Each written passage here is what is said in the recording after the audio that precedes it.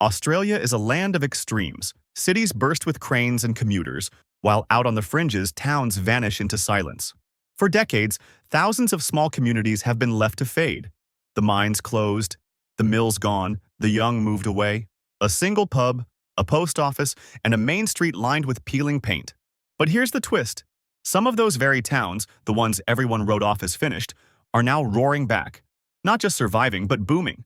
This is the story of Australia's ghost towns turned boom towns.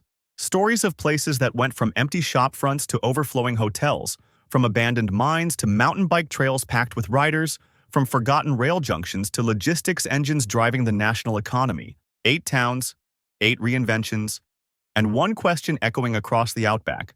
How does a place come back from the dead? 1. Darby, Tasmania. 10 years ago, Darby was little more than a memory in the quiet northeast of Tasmania. Once a proud tin mining town, it had been hollowed out when the mines closed. The population collapsed, shops shuttered, pubs emptied.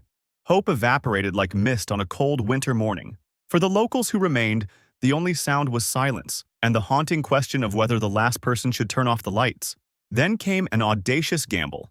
Not a new mine, not a government bailout, but mountain bike trails.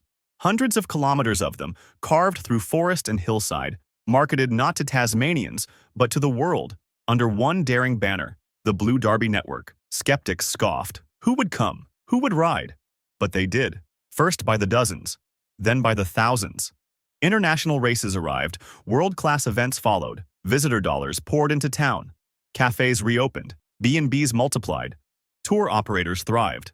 Darby's once silent streets now hum with the whir of free hubs and the laughter of travelers from every continent. From ghost town to global mountain biking mecca, Darby proved a radical truth. Reinvention can come on 2 wheels. 2. Queenstown, Tasmania.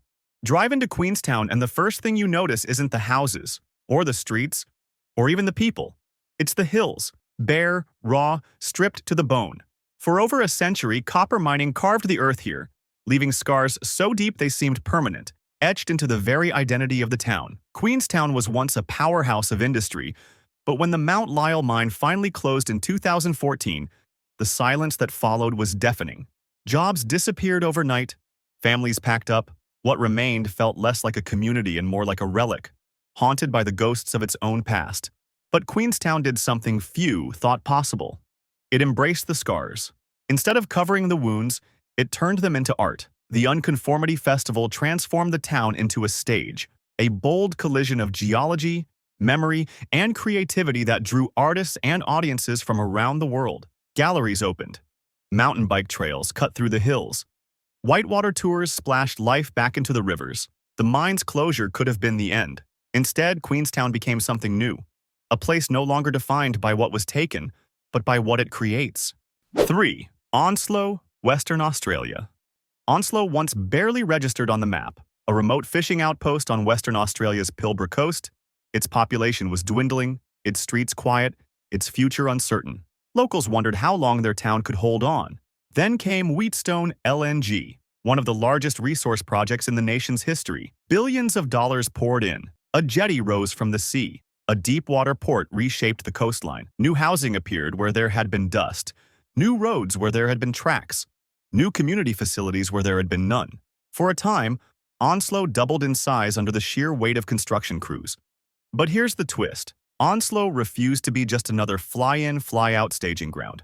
While the LNG giants built pipelines, the town invested in permanence. A redeveloped foreshore, shaded parks, sports grounds, and spaces for families. Projects designed not just to host workers, but to keep residents when the planes took them away.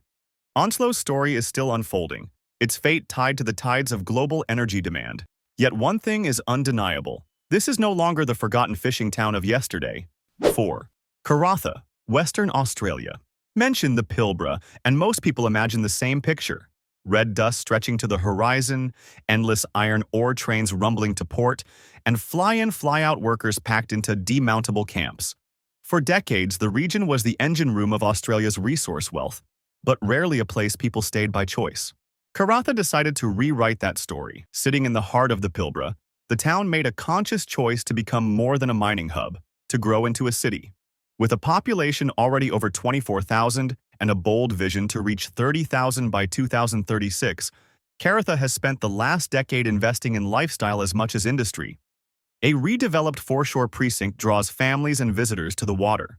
An arts and cultural center brings live performance to the desert. Sporting complexes, shaded parks, and restaurants open long after the shift buses have rolled out, make daily life feel less temporary. Karatha never became a ghost town, but it achieved something equally remarkable. It proved that a resource town can evolve into a community people choose, not just endure. 5. Orange, New South Wales. Orange has always been on the map, but for much of the 20th century, its identity was tied to one thing: mining. The Cadia gold-copper mine has long been a powerhouse, driving jobs and shaping the region's fortunes. Mining was the heartbeat, and for a while, it defined everything. But Orange did something unusual, something most mining towns never manage. It reinvented itself without discarding its roots. Instead of choosing between industry and lifestyle, Orange chose both. Today, the city is a destination in its own right, a food and wine capital that draws visitors from Sydney, Canberra, and beyond. Vineyards stretch across hills once known only for mineral rights. Festivals celebrate harvests and heritage. Award-winning restaurants and cellar doors sit comfortably alongside high-vis vests and mine shafts. This is identity stacking. You don't abandon the old economy, you build a new one on top. Mining still matters here, but so do grapes, food culture, and tourism. And the result is resilience, a city that thrives in both boom times and downturns. 6. Parkes, New South Wales.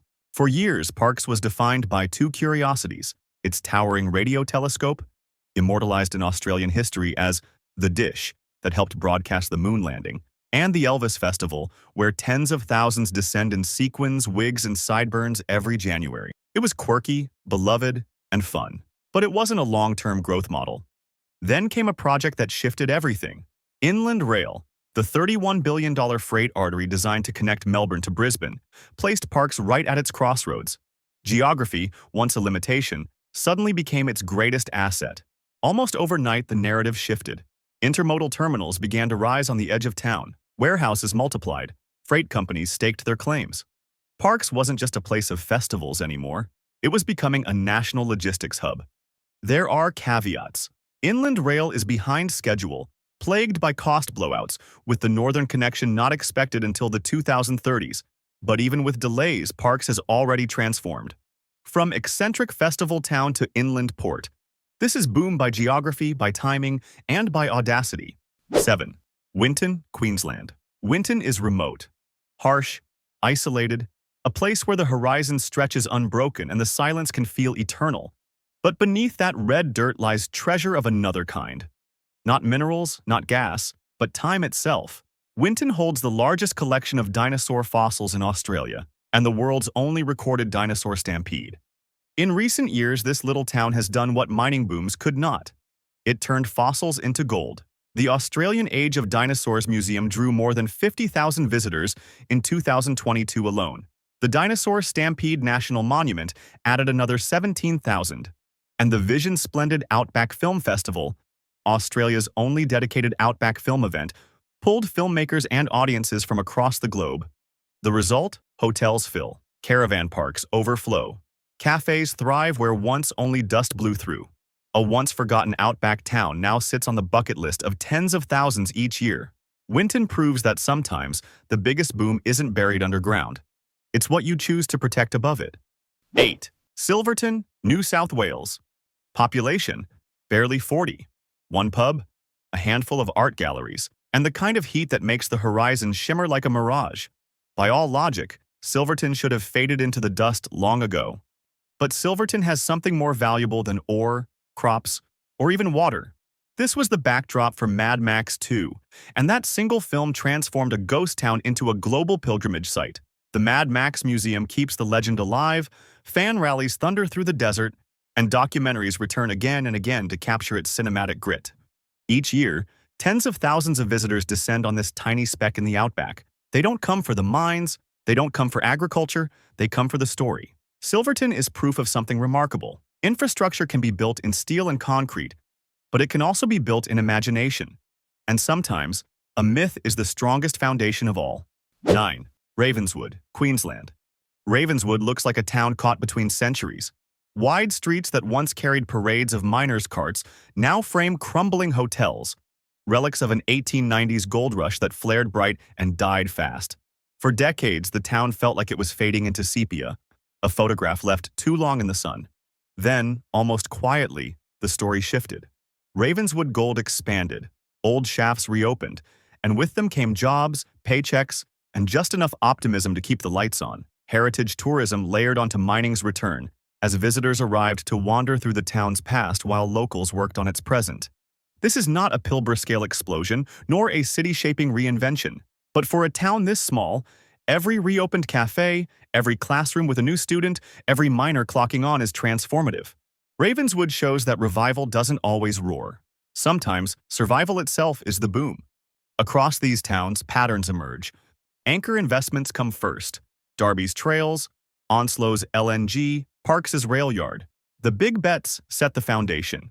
But the lesson is not to replace identity, but to stack it.